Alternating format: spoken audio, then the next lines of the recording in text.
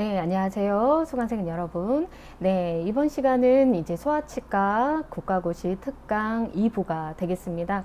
네, 지난 시간에 이 1장에서 소아 청소년 시기에 대한 기본적인 개념 그리고 이 치아 바르기의 분류와 특징에 대해서 학습을 해봤습니다. 네, 이번 시간에는 2장 이 어린이의 이 일반적으로 치과 치료 시에 치과의생사가 어떤 역할을 수행하게 되는지, 그리고 유치 그리고 미성숙 영구치에 대한 형태의 특징을 학습해 보도록 하겠습니다. 먼저 소아치과 진료와 치과의생사의 역할을 우리가 학습을 해보면요, 교재 12페이지부터 학습 내용을 살펴보시면 되겠고요.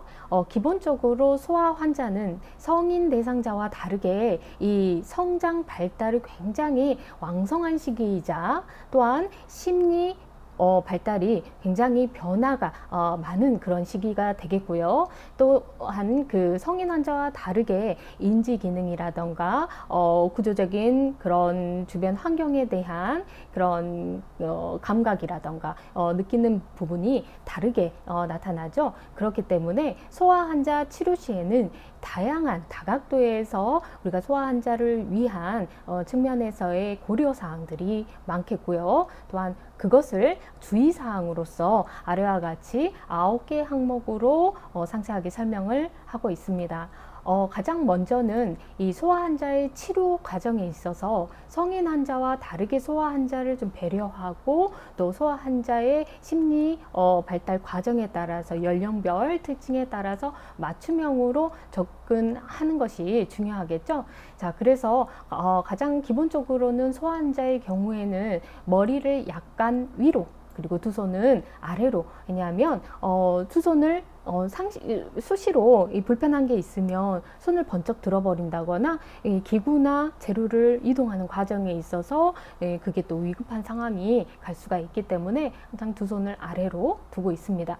그리고 소아에 대한 기본적인 대응법으로서 아주 성인 환자도 마찬가지겠지만요, 아주 상냥하고 애정을 가지고 대하는 태도로서의 텐더 러빙 케어라고 합니다. TLC라고도 하는데요. 그래서 난폭하게 굴거나 반항적인 어린이의 경우에는 물리적 신체 속박 기구를 적용할 수밖에 없습니다. 그렇기 때문에 이 과정에 있어서 아이는 그것을 징벌로 여길 수 있습니다. 그래서 징벌이 아님을 꼭 알려야 되겠고요. 세 번째는 기구는 어린이의 시야에 이렇게 들어오지 않도록 머리 뒤쪽으로 이렇게 이동을 한다거나 전달을 한다거나 하시면 좋겠고요. 그리고 아이가 손을 번쩍 들어버릴 수가 있기 때문에 되도록이면 목 아래쪽으로 지나가지 않도록 합니다. 그리고 초진 시에는 간단한 처치만 하고요. 진료에 익숙해지면 이제 좀 더 점진적으로 늘려가시면 되겠고요. 또한 인상 체득 시, 이것도 우리가 많이 살펴본 부분인데요. 성인 환자도 마찬가지로 인상 체득 시에는 상하게 바로 못 넘김이 불편한 이런 부분에서 구토 반응이 심하게 나타날 수 있기 때문에 적응을 먼저 하악부터 들어가시는 게 좋겠고요. 그리고 발치 등 외과 처치의 경우에는 첫날부터 무리하게 하기보다는 치과에 익숙해진 후에 시행을 해주시는 게 좋고, 치료 시에는 항상 방습을 철저히 하셔야 되겠고요.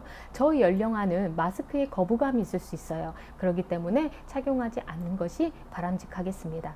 기구의 재료나 이런 것들을 주고받을 때 실수자가 사용하기 편한 방향으로 우선 하고요. 되도록이면 시야에 보이지 않도록 전달한다라는 부분이 있겠습니다. 두 번째, 유치 및 미성숙 영구치의 이제 형태학적인 특징을 살펴보겠습니다. 이 형태학적인 특징을 유치 따로, 미성숙 영구치 따로 우리가 학습을 하지만 두 가지를 비교하는 특징도 우리가 많이 학습하는 데 있어서 차이점까지도 분류할 수 있도록 하겠습니다. 자, 그래서 일단 먼저 유치의 형태학적인 특징을 치관과 치근 그리고 치수에 따라서 이렇게 세 가지로 분류를 하고 있습니다. 치관의 형태를 먼저 보면요. 자, 이게 유치고요. 이게 영구치가 되겠죠.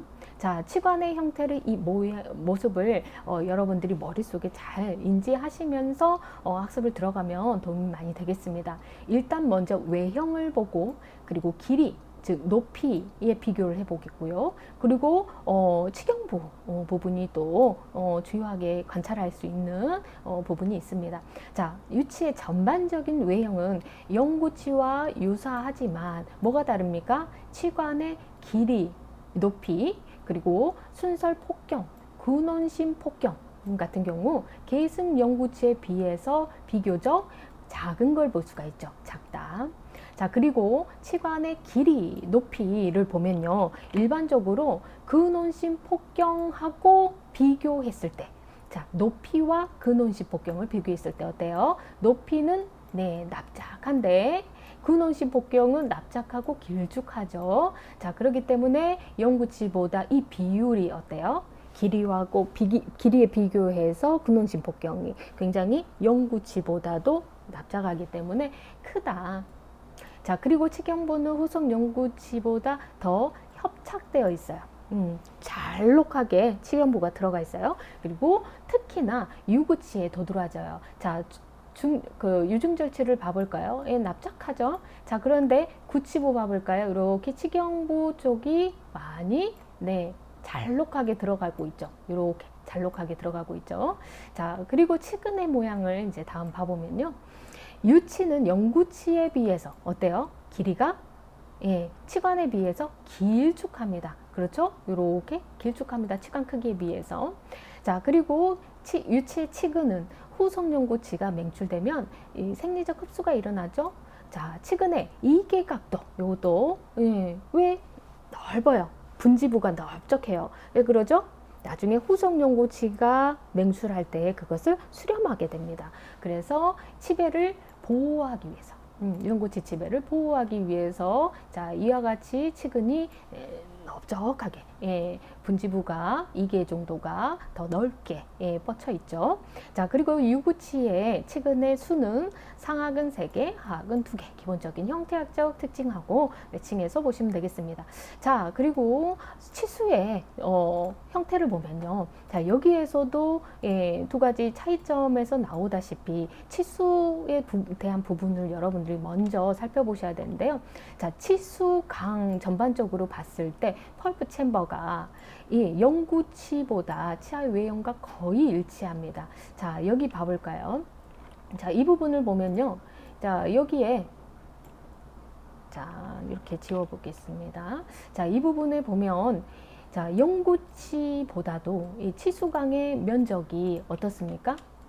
자, 여기 이 부분의 치수강의 면적이 모양이 거의 치관의 모양과 거의 흡사하죠. 자, 영구치는 어때요? 이렇게 잘록하죠. 조그만하죠? 자, 그런데 치관의 모양하고 거의 비슷하지가 않죠. 그런데 유치의 경우에는 치관의 모양과 거의 흡사한 외형을 가지고 있다. 자, 그리고 치수광이 차지하는 비율이 어때요? 이 안에 면적이 넓죠. 그래서 비교적 영구치보다 면적이 크다. 자, 그리고 이 유구치의 치수각이 돌출되어 있는 게 현저한데요. 그 중에서도 자, 근심 치수각 여기 한번 봐볼까요? 근심 치수각 이렇게 볼록하게 튀어나와 있죠. 자, 그런데 영구치보다도 유치에서 현저하게 도드라지게 튀어나와 있는데 어느 부분으로 많이 튀어나와 있어요? 근심, 원심 중에서 근심이 훨씬 더 도드라지게 돌출되어 있습니다. 근심, 협축, 치수각이 현저하다. 그리고 치수각이 영구치에 비해서 산재적으로 크고 근관도 넓적한 편이 되겠습니다. 자, 그렇다면 유치와 영구치의 두 가지 차이점 중요하다고 했어요.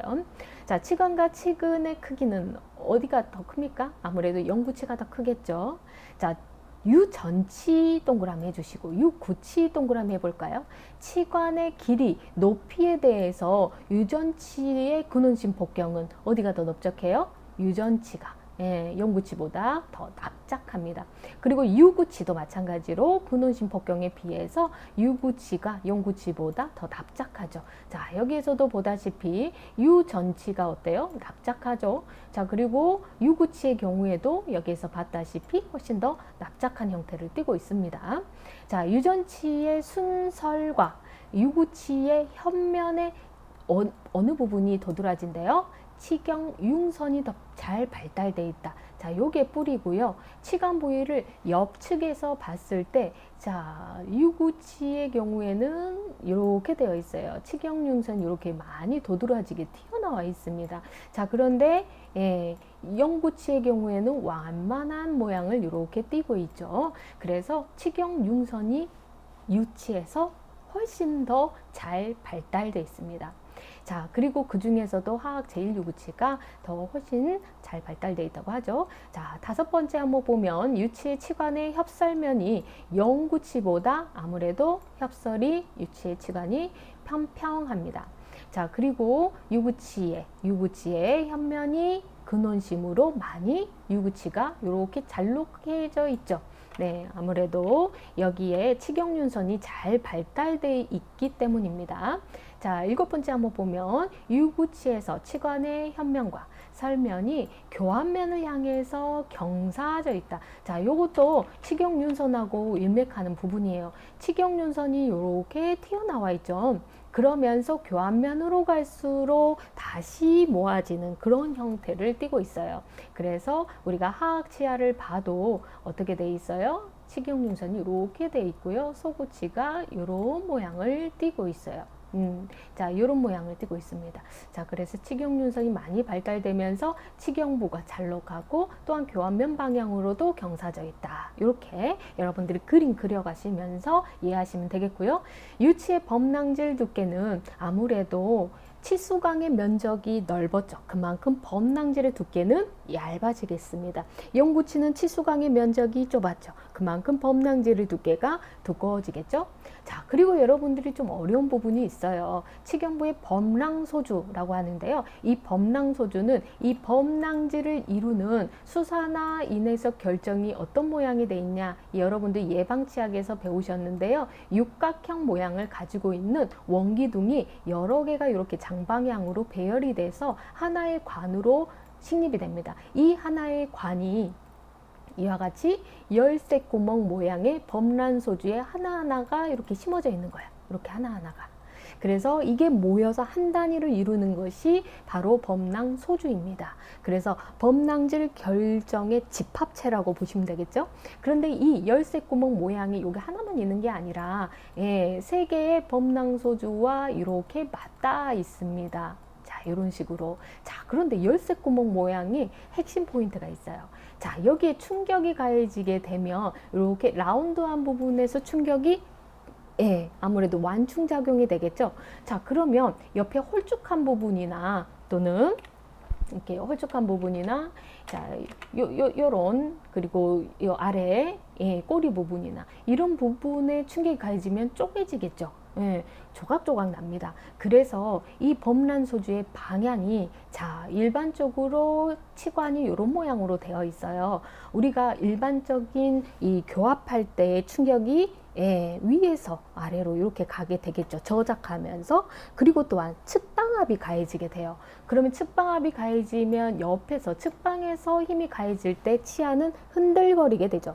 그러면 치조골의 꼭대기에 부딪혀서 치경부가 쪼개져 나가버려요. 그렇기 때문에 이 충격을 완충시켜주기 위해서 범낭소주가 이렇게 반듯하게 치관 부분으로 되어 있지 않고 영구치의 경우에는 되도록 이렇게 옆면을 바라보게 이렇게 되어 있습니다. 네, 즉 거의 대부분 옆면을 이렇게 바라보게 이런 식으로 모양이 되어 있어요. 자, 그래서 측방압이 왔을 때 힘을 완충시켜주는 거예요. 자, 그래서 되도록이면 이런 힘을 완충시켜주는 형태로 이미 범낭소주가 배열이 돼서 만들어져 있다는 거예요. 그런데 영구치와 다르게 유치의 경우에는 어디로 경사져 있대요? 옆으로 수평 방향으로 경사져 있는 게 아니라 치관 방향으로 세워져 있대요. 그러면 측방에서 오는 측방압을 어디서 완충시키냐? 바로 뿌리에 있습니다. 자, 뿌리가 유치의 경우에는 뿌리가 일반적으로 어떤 모양으로 되어 있어요? 네, 이렇게 나중에 후속 영구치를 수렴하기 위해서 분지구가 이렇게 벌어져 있어요. 그렇기 때문에 이 벌어져 있는 뿌리에서 측방압이 오더라도 완충을 시킬 수가 있는데 이 영구치의 경우는 길쭉하죠. 그러다 보니 측방압이 쉽게 흔들어요. 그래서 영구치의 경우에는 수평 방향으로 범랑소주가 배열이 돼서 그 힘을 완충시켜 주는 거죠. 자, 이해를 하셨으면 좋겠습니다. 그래서 이해가 안 되는 부분은 다시 영상을 재생 반복하셔서 보시면 되겠고요. 자, 10번째 항목, 유치의 치관의 상아질 두께는 또 어떨까요? 네. 아무래도 치수광의 면적이 넓다 보니 범낭질의 두께도 얇아지고 상아질의 두께도 얇아집니다. 그래서 얇다. 그러다 보니 문제점은 뭐예요? 치수에 대한 보호 능력이 작다, 떨어진다. 자, 유치의 치수각, 아까 치수각이 어디로 뻗쳐져 있었죠? 아무래도 근심, 협측, 치수각이 많이 돌출되어 있는 걸 볼 수가 있었죠. 그래서 그 부분하고 또 연계가 되고 있고요. 자, 유전치, 유구치, 치근의 이계도, 그리고 아편 정도가 납작하다, 이계도가 크다. 그래서 나중에 후속 영구치 치배를 보호한다. 이 부분도 아까 우리가 학습했던 내용하고 연계되는 부분입니다. 자, 유치의 치근은 영구치보다 치관에 비해서 길고 가늘죠. 네, 유치의 색깔은 청백색을 띠고 있습니다. 네, 다음은 미성숙 영구치의 형태적 특징을 보겠습니다. 자, 소아치과에서 중요한 항목은 뭐라고 했죠? 유치에 관련된 거, 그리고 영구치가 이제 맹출되기 시작하는 시점, 그리고 맹출되었을 때 맹출 후에도 아직 미성숙 단계. 그래서 미성숙 영구치에 대한 부분이 중요하다고 했죠. 그래서 막 맹출했을 때의 형태나 그리고 석회화 정도라던가, 그리고 그만큼 석회화 정도가 낮기 때문에 우식의 저항성이라던가 종합적인 측면을 여기에서 형태적 구조적 특징으로 우리가 학습을 해볼 수가 있겠습니다. 자, 이 부분이 국가고시에서도 다빈도 학습 내용으로서 많이 출제되는 부분이고요. 자, 그 중에서도 전치부의 절단기 절련이라고 하죠.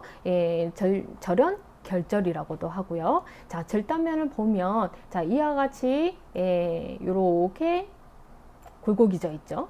굴곡이 져 있죠. 자, 굴곡이 져 있죠. 자, 이런 것이 바로 뭡니까? 마멜론이라고 우리가 형태학에서 배웠었죠. 요게 막 맹출한지 않은 명확하지만 이제 사용을 하다 보면 바이팅하는 과정에서 이게 여러분들이 소실되는 경우들을 볼 수가 있겠고요. 두 번째, 구치부의 교두정이 아무래도 저작을 아직 안 한 단계에서 막 맹출한 신생 영구치이기 때문에 명확하다. 그리고 부가용선 소화 열구도 명확하기 때문에 그만큼 또한 여기에서와 같이 우식 저항성이 낮을 수밖에 없는 형태고요. 또한 치아의 외형에 비해서 치수광이 아직 면적이 큽니다. 여러분 보존학에서도 배웠죠. 그리고 뿌리 끝에 치근 뿌리 쪽도 치근이 아직 짧고 근단공이 열려 있기 때문에 이 우식에 대한 저항성이 낮을 수밖에 없겠고요. 그래서 치수각도 미성숙 영구치의 경우에는 돌출돼 있어요. 그러면 아까 유치와 영구치를 비교했을 때 거기에서 말하는 영구치는 일반적인 영구치와의 비교인 거예요. 그래서 유치 영구치의 형태학적인 차이점에서는 일반적으로 여러분이 지금 이미 맹출해서 저작하고 이렇게 사용하던 영구치의 석회화가 이미 완료되고 뿌리 치근의 형성이 완료된 그런 영구치의 경우를 비교 분석하시면 되고요. 여기에서의 그래서 별도로 미성숙 영구치의 형태를 별도 항목으로 우리가 학습을 하는 거예요. 그래서 미성숙 영구치는 근단 부위가 열려 있고 아직 치근이 짧고 그만큼 미성숙되어 있죠. 그래서 미성숙 영구치의 개념이에요. 맹출이 된 지 얼마 안 된 영구치로서 치근 완성이 아직 안 됐죠. 교합도 아직 안 돼 있기 때문에 저작하지 않고 아직 사용이 안 된 치아이기 때문에 그만큼 모든 형체학적인 특징이 두드러지게 나타난다라고 볼 수가 있겠습니다. 여기까지 이 장에 대한 내용을 살펴봤는데요. 자, 이 학습의 장에서 제일 국가고시에 중요도 있게 나왔던 부분이라고 하면 형태학적인 차이점 부분에서 아무래도 현면 치경윤선이 잘 발달돼 있다. 그만큼 치경보가 그만큼 치경윤선이 잘 발달돼 있고 특히나 하악 제1대구치가 제1유구치가 많이 발달돼 있다. 이 항목에서 19년도에 출제가 됐던 부분이고요. 또한 이 아래 미성숙 영구치에서도 다빈도로 많이 출제가 됩니다. 그 중에서 이 미성숙 영구치의 전체적인 구조적인 특징 부분에서 16년도에도 출제가 됐지만 또한 첫 번째 절연 결절 이 부분에서 19년도에 출제가 됐고요. 그리고 21년도에는 교두정이 명확하지 않다 이 부분에서 21년도에 출제가 됐어요. 그래서 어디에 출제됐는지를 여러분들이 작성을 해 놓으셨다가 이렇게 학습을 하시면 거기에 눈이 더 가시겠죠. 자, 그리고 근단이 넓게 열려 있다. 근간이 부위에서는 근단이 넓게 열려 있다. 이 부분도 지문으로 19년도 그리고 24년도에 출제가 돼 있었습니다. 그래서 이 부분을 중점적으로 우리가 학습을 해봤고요. 이제 학습 문제를 한번 풀어볼까요? 자, 19년도에 출제됐던 문제입니다. 자, 7세 어린이. 7세 어린이에는 구강 내에 어떤 특징이 있나요? 네, 제1대구치가 맹출되고 있겠고요. 또한 상악, 유, 예, 영구 절치가 맹출이 되겠죠. 영구 중절치. 자, 그래서 구강 내에 맹출한 영구치의 형태학적인 특징은 어떻게 될까요? 예, 7세기 때문에 어떤 영구치라고 할 수 있겠어요? 네, 여기에는 제시되어 있지 않지만 미성숙 영구치라고 단서를 여러분들이 생각하셔야 돼요. 자, 그렇다면 치경부의 이용선이 잘 발달되어 있는 것은 무엇에 대한 특징이었나요? 유치에 대한 특징이었죠. 유치. 자, 그리고 치근이 짧고 치근단 부위가 넓다. 네, 요게 정답이 되겠죠. 자, 소화열구가 명확하다라고 했고 전체 치관의 폭경 길이보다 크다. 요거는 유치에 대한 특징이 되겠고 자, 치아 외형에 비해 치수광이 작다. 요거는 어떤 거예요? 이미 발달이 완료된 영구치, 일반적인 영구치. 그래서 미성숙 영구치는 크다가 정답이었죠. 그래서 이런 식으로 여러분들이 연계해서 학습을 해나가시면 되겠어요. 자, 미성숙 영구치의 특징을 21년도에 또 물어보고 있네요. 자, 자정작용이 활발하다. 예, 이런 것들 내용이 없었던 거는 일단 넘어가고 자, 소화열구가 명확하다. 네, 요게 정답이게 되겠죠. 자, 치아후식 감수성이 높다고 했고요. 치수각이 네, 어때요? 네, 많이 돌출돼 있기 때문에 교환면으로 가깝다라고 할 수 있겠죠. 자, 치아 외형에 비해서 치수광이 크다라고 했습니다. 막 맹출된 미성숙 영구치의 경우에는 자, 24년도 7세 어린이의 하악 제1대구치예요. 막 맹출한 미성숙 영구치라는 걸 알 수가 있겠네요. 자, 그 형태적인 특징입니다. 자, 치아 우식 감수성이 높다. 자, 우식 진행이 빠르겠죠. 자, 근단 부위가 열려 있다. 네, 정답은 3번이 되겠습니다. 예, 뚜렷하다. 예, 외형에 비해서 치수광이 크다. 네, 이런 식으로 여러분들이 학습을 해나갈 수 있겠습니다. 네, 다음 단원에서는 우리가 치아의 발육 및 맹출 장애에 대해서 학습을 해볼게요. 자, 치아의 발육 단계. 일반적으로 여러분들이 발육 단계를 우리는 조직학적인 특징에서 이 조직학에서 많이 학습을 했습니다. 그렇기 때문에 여러분들이 이 부분은 그냥 단계만 보시고 일반적으로 싹시기라고도 하죠. 치아 싹이 만들어지는 시기. 자, 그래서 개시기 이제 그러면서 치판이 함입되면서 구강 상피판이 안으로 함입되면서 거기에서 발화를 합니다. 그리고 나서 이게 이제 세포들이 이제 몰려와요. 줄기세포들이 몰려옵니다. 간엽 줄기세포들이. 그래서 증식기. 그래서 세포들이 증식하면서 무슨 모양을 형성했어요? 모자 모양을 형성했어요. 그래서 모상기라고도 하고요. 자, 그리고 세 번째 단계에서는 종상기, 종 모양이다. 그리고 또한 조직 분화가 이때 이제 뚜렷한 범랑질 조직, 상아질 조직을 만들기 위한 형태가 훨씬 더 뚜렷하게 나타납니다. 그러면서 이제 모양을 만들어 가야 되겠죠? 형태 분화기.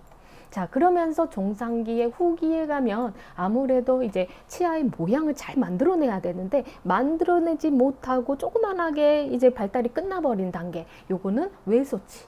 아니면 너무 커져버린 경우 거대치. 그리고 치아의 형태나 모양의 문제가 생기는 여러 가지 문제점들을 초래하게 됩니다. 자, 이제 침착기예요. 이제 모양을 만들었으면 거기에 이제 범낭지를 만들기 위한 세포들, 그리고 상아지를 만들기 위한 세포들이 이제 점차 축적이 되고요. 거기에 그 세포들이 석회화 물질들을 만들어서 주변에 뿌려줘요. 그러면 주변의 골질이 단단해지고 석회화가 되는 거예요. 그러면서 점차 성숙해지는 거죠. 자, 그런데 여기에서 이 세포들은 잘 만들어 놨는데 문제는 석회화 물질을 못 뿌렸어요. 그러면 집안이 약해지겠죠. 그래서 범낭질 저석회화증, 저형성증이 만들어지게 되는 거고요.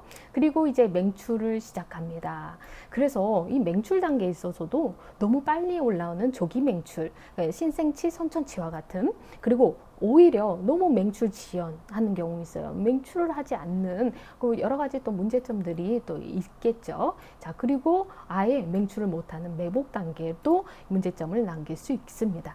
자, 여기에서 맹출 순서는 B형 항목이지만 기본적으로 임상가라면 여러분들 알고는 계셔야 되겠죠. 자, 유치의 경우에는 A, B, C번이 먼저가 아니라 D번이 먼저 맹출된다라는 부분을 여러분들이 꼭 기억을 하시기 바라겠고요. 자, 그리고 또한 영구치의 경우에는 상악 다르고 하악 다르죠. 자, 상악은 3번이 늦게 올라온다. 하악은 5번이 늦게 올라온다. 이런 부분들 아까 전반비에서 우리가 학습을 해봤고요. 간단히 언급을 했습니다. 자, 그리고 이 순서는 여러분들이 다시 한번 기억을 하시면 참고로 좋을 것 같고요. 자, 이제 맹출을 했습니다. 그러다 보면 저작 과정을 통해서 교모가 되고 나중에는 유치가 흡수되고 탈락이 되겠죠. 그러면서 영구치가 맹출이 됩니다. 자, 이런 과정 속에서 치아가 맹출되고 발육되고 하는 과정 속에서 여러 가지 발육 장애가 나타날 수 있어요. 자, 이 부분은 구강병리학에서 중요하기 때문에 이 구강병리학 학습 내용에서 다시 한번 여러분들이 학습하시면 좋을 것 같고요. 이 학습 내용에서는 시간 관계상 B형 학습 내용이기 때문에 여러분들이 병리학에서 학습하면서 문제풀이를 그쪽에서 하시면 좋겠고, 자, 소아치과학에서는 문제 출제는 한 번도 없었기 때문에 여러분들이 참고로 넘어가시면 되겠어요. 일단 먼저 구문자만 보시면 수의 이상, 크기의 이상. 자, 수는 많냐 적냐. 적으면 치아가 맹출을 안 해서 또는 선천적으로 없어서 결손치. 자, 그리고 과잉치는 숫자적으로 너무 많은 치아. 그래서 일반적으로 치아 수가 선천적으로 부족한 경우들, 주로 제3대 구치, 사랑니가 주로 호발치아로 많습니다. 자, 그 다음은 측절치가 많고요. 이런 내용들은 구강병리학에서 중요했었죠. 자, 과잉치는 치아가 숫자적으로 많은 치아를 말해요. 그래서 과도하게 치아가 증식하면서 하나가 조각 치아 싹이 분리돼서 빠져나간 거죠. 그래서 거기에서 또 치아 모양을 만들게 되는 거예요. 자, 그래서 치판의 과도한 증식의 결과로서 나타난다. 주로 남자가 많고요. 또한 상악이 많다고 하죠. 자, 그리고 영구치, 그리고 그 중에서도 전치부. 그래서 우리가 정중이개가 심한 영구 중절치를 엑스레이를 찍어보면 여기에 외소치와 같은 형태로 매복치가 숨어 있는 경우, 매복 과잉치의 형태로 많이 발생을 한다라는 부분들을 우리가 항상 기본적으로 알고 있는 내용이고요. 자, 그래서 정중과잉치가 제일 되는 부위다. 이런 것들. 자, 그리고 크기가 작으면 외소치, 크기가 크면 거대치, 그리고 호발치아들 이렇게 보시면 되겠고요. 주로 측절치가 외소치로 많이 되어 있는 형태를 일반적으로 볼 수가 있겠고요. 거대치는 일반적으로 치아 뿌리는 하나인데 머리가 이렇게 두 개로 갈라진 경우가 있고요. 또한 뿌리가 두 개인데 하나로 모아져 버린 경우가 있어요. 치관 부위가. 이렇게. 그래서 이런 융합치나 쌍생치의 형태가 치관 밖에서 이렇게 잇몸 밖에서 봤을 때는 거대치의 형태로 나타나는 경우들을 볼 수가 있습니다. 자, 치아 형태 이상입니다. 치, 내치, 치, 외치 구분해야 되겠죠. 자, 주로 소우치의 경우에 주로 많이 호발하는 이렇게 결절이 튀어나와 있어요. 교환면 부위에. 요거를 치외치. 그리고 오히려 반대로 소화나 열구가 안으로 깊게 함입되어 들어간 경우 치, 내치, 치아 안에 엑스레이 찍어보면 치아 하나가 또 있는 것처럼 보여진다. 자, 그리고 호발치아 부분 체크하셔서 보시면 좋겠고요.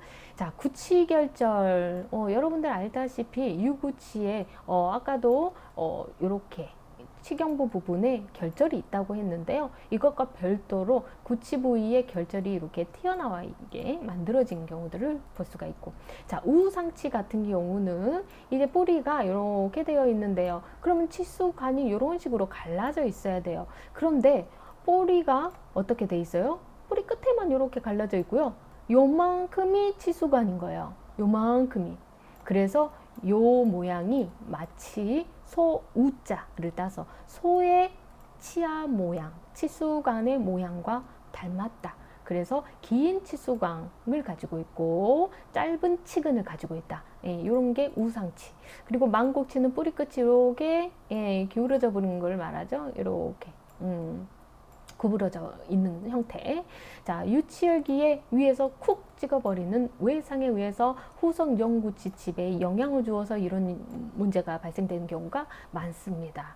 자, 허치승절치, 요거는 이제 선천적 매독의 경우에 많다. 요거 병리학에서 중요한 부분이었죠. 자, 구치부에서는 상실구치, 절치부에서는 절은, 그리고 융합치, 쌍생치, 요 두 가지 구분해야 되겠습니다. 자, 융합치는 두 개의 치배가 붙어버린 거예요. 자, 그리고 쌍생치는 하나의 치배가 갈라진 거예요. 함유돼서 분리돼 버린 거예요. 자, 그리고 쌍결절sam성치가 있는데요. 요거는 한 개의 치배에서 두 개 치아로 갈라져 버린 거예요. 네, 그래서 요거 세 가지를 구분하시면 좋을 것 같고요. 자, 유착치는, 유착이라고 하는 것은 일반적으로 우리가 생각하는 유착은 뿌리가 치근 부위가 신경치료를 하거나 외상을 받게 되면 이 염증이나 이런 부분들에 의해서 치주인대 막이 소실되면서 치조골에 붙어버리는 경우예요. 그래서 발치할 때 쪼개서 제거를 해야 되는 어려움이 있어요. 하지만 여기에서 말하는 유착치는 백악질 부위에서 두 개 치아가 붙어버리는 거예요. 일반적으로 총생치아 같은 경우는 과밀집 되어 있는 치아 같은 경우 공간이 부족하다 보니까 올라오면서 치근 백악질에서 붙어버린 거죠. 인접치아하고 같이. 자, 그런 형태 유착치를 말할 수 있다. 그래서 백악질 부위에서 두 치아가 결합돼 있다.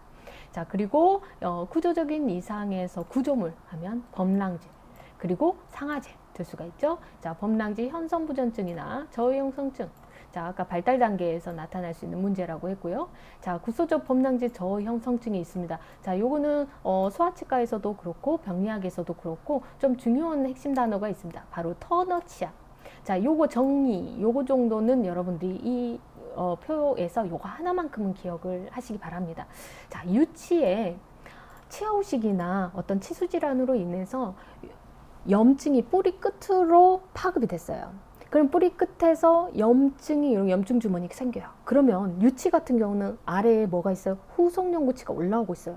그러면 그 염증 주머니가 후속연구치에 영향을 줘요. 그러면서 후속연구치가 제대로 발육하지를 못하게 되겠죠. 자, 그러면 연구치배에 나중에 후속연구치배의 치관에 무슨 문제점을 일으키냐? 범랑질, 저형성증이나 저석회화증을 일으킨다. 이게 바로 터너치아라고 하는 겁니다. 정의 꼭 기억하시기 바랍니다. 그래서 뭐가 문제다? 국소적으로 이 한 개 치아에 해당되는 부위에서 국소적 감염증으로 인해서, 유체 감염증으로 인해서 후속연구치 치배에 영향을 준다. 어떤 영향? 범랑질, 저형성증. 요거는 꼭 기억하시기 바랍니다. 자, 그리고 이제 범랑질은 정상적으로 만들어졌는데 상아질이 만들어지는 단계에서 문제가 된 것을 말하고요. 자, 그리고 각상치아는 일종의 상아질, 형성부전증, 조개껍질 같이 이렇게 매우 얇은 범랑질과 상아질을 가지고 있는 경우를 말한다고 합니다. 자, 그래서 후천적으로 이렇게 범랑질 저형성증을 일으키는 문제점을 이 해당 항목에서도 몇 개를 꺼내봤어요. 바로 우리가 아까 봤던 매독에 의한 뭐가 있었죠? 선천적 매독에 의한 허치슨 절치, 그리고 상실구치와 같은 형태. 그래서 그런 경우에도 선천 매독의 범랑질 저형성증을 일으키지만 또한 과다한 불소, 무슨 치?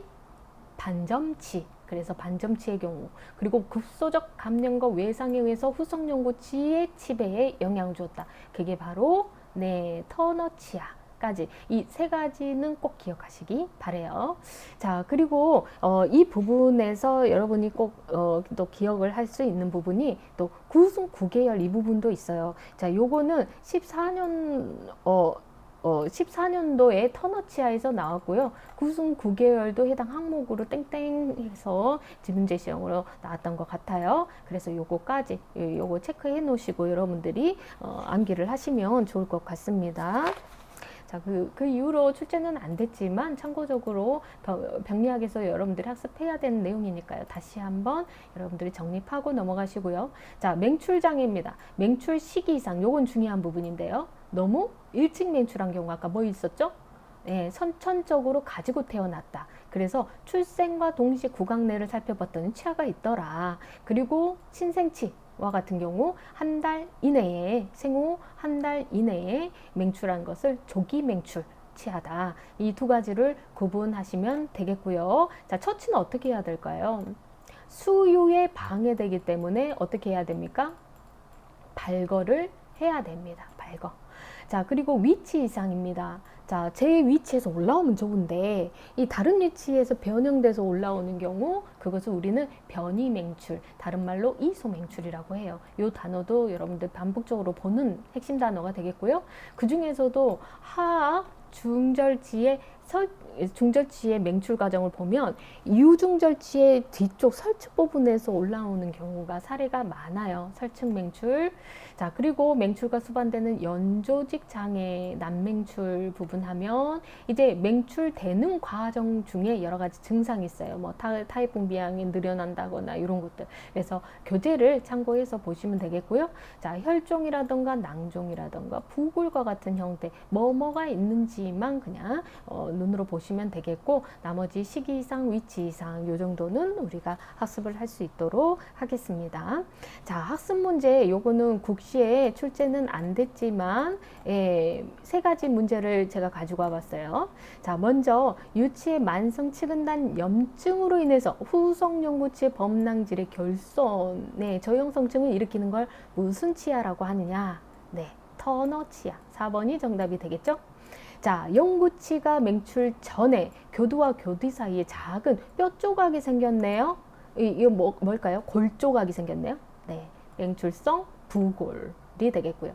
신생아의 치조점막에 갈색을 띤 백색병소가 나타나는 일시적인 현상 우리가 맹출 과정 중에 아까 봤었네요. 네, 뭐가 정답일까요?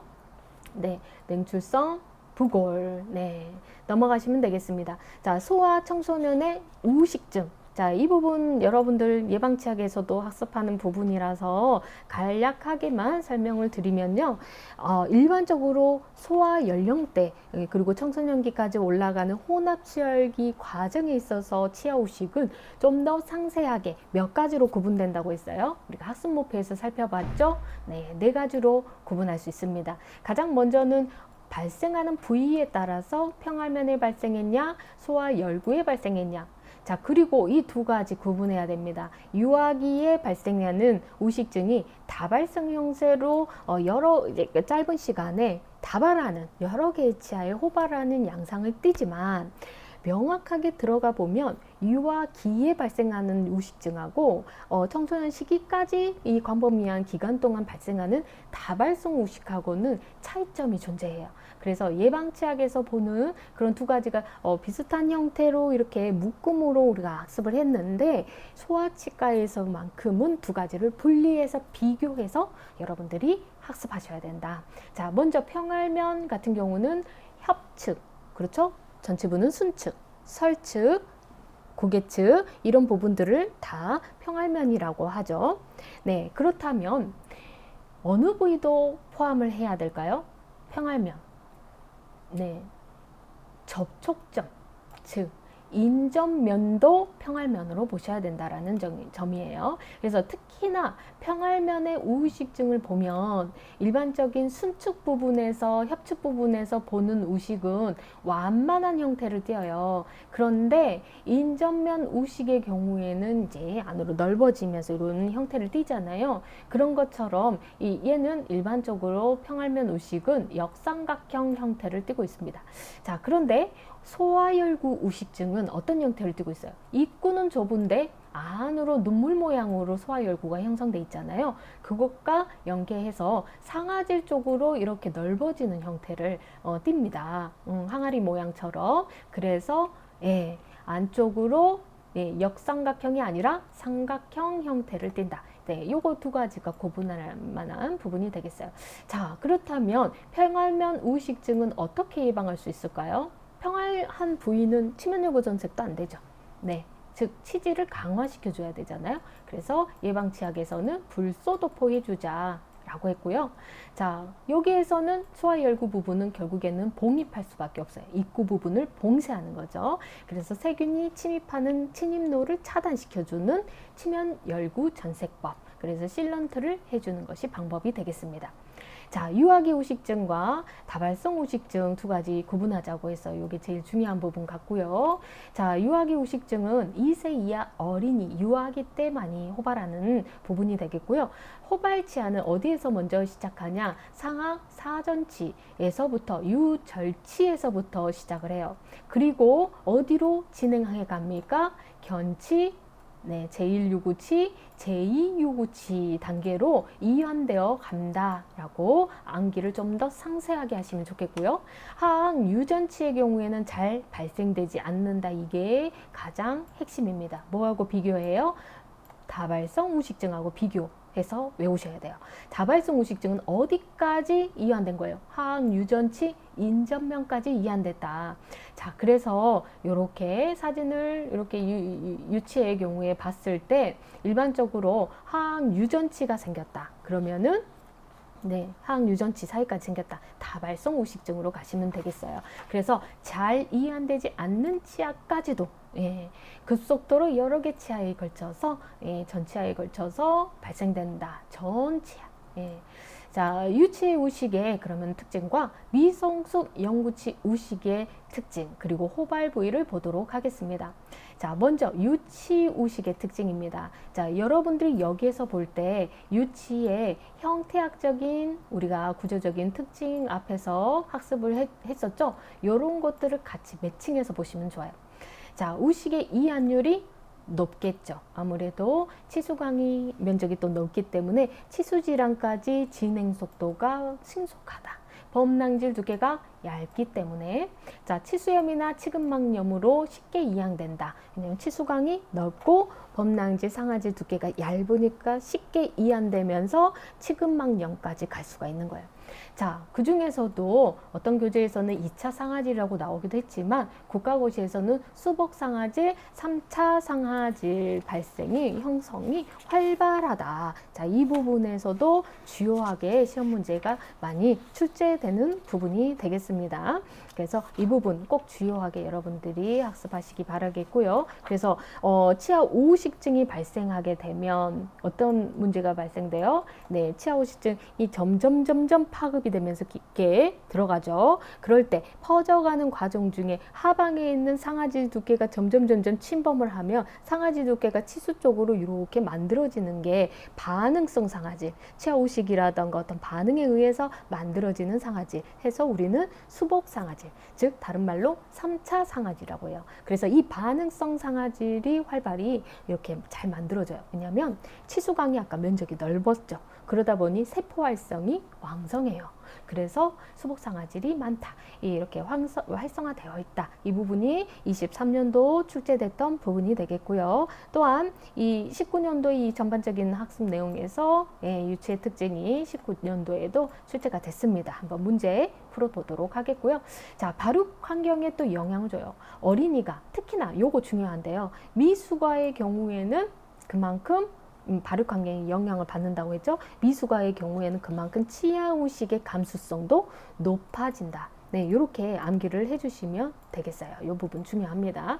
자, 그리고 유치 우식의 발생 부위 주로 어디에서 시작한다고 했죠? 상악 유전치, 그리고 C번, D번, 2번, 그리고 하악으로 내려와서 이렇게 가는데 유전치 중에서도 하악 유전치에는 발생 빈도가 낮다고 했었죠.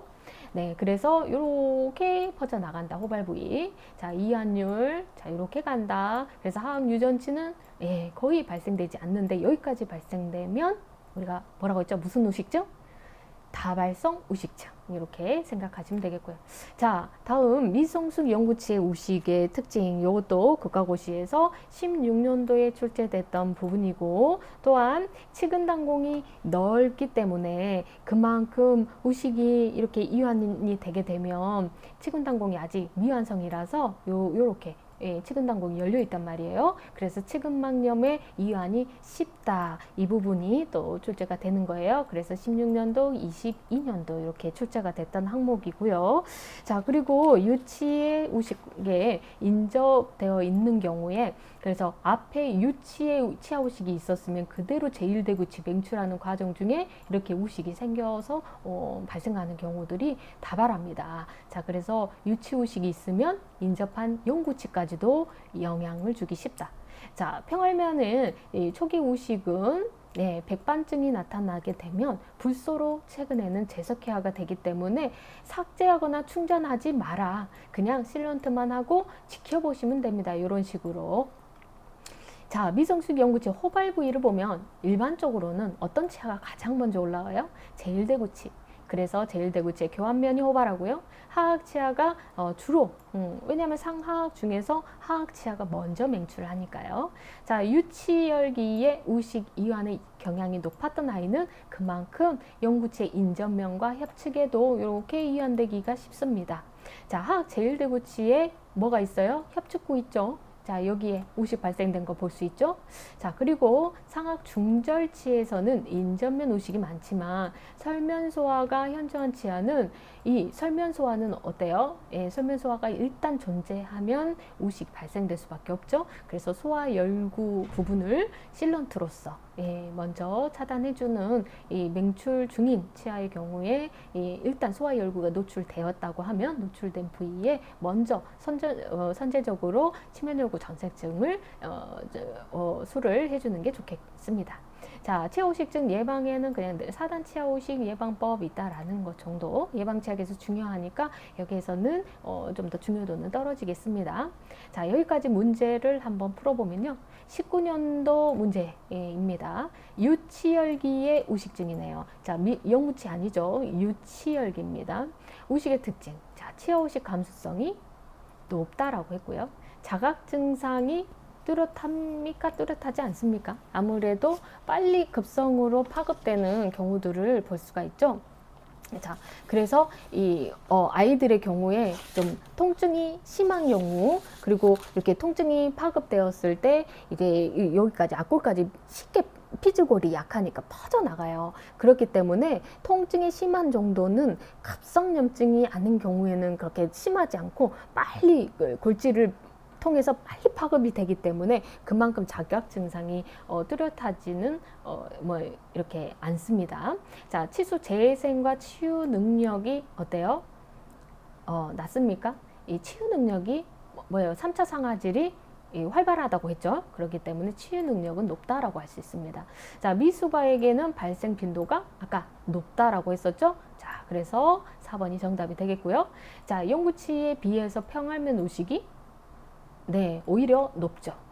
넘어가시면 되겠고요. 22년도에 미성숙 영구치 우식이네요. 자, 우식 이완율이 이것도 미성숙 영구치의 경우에는 높다라고 볼 수 있습니다. 자, 진행 속도도 빠르죠. 소화열구가 발생 빈도가 네, 어때요?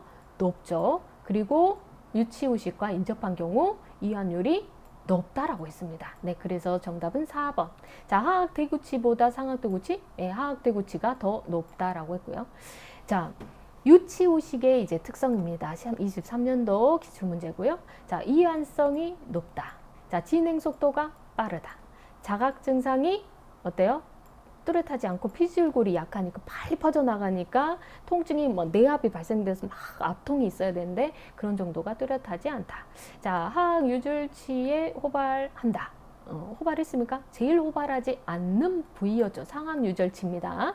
자, 수복 상아질의 형성이 활발하다. 네, 요게 정답이 되겠습니다. 자, 다음 단원에서는 우리가 일반적인 천염, 치주병, 구내 감염증, 요거는 치주학에서 일반 성인을 대상으로 한, 그리고 청소년기 이후의 과정에서 중요도가 높죠. 발생 빈도가 높기 때문에요. 그래서 5장 부분은 스킵하고 여러분들이 한 번씩 치주학에서 좀 더 심도 있게 학습을 하시면 되겠습니다.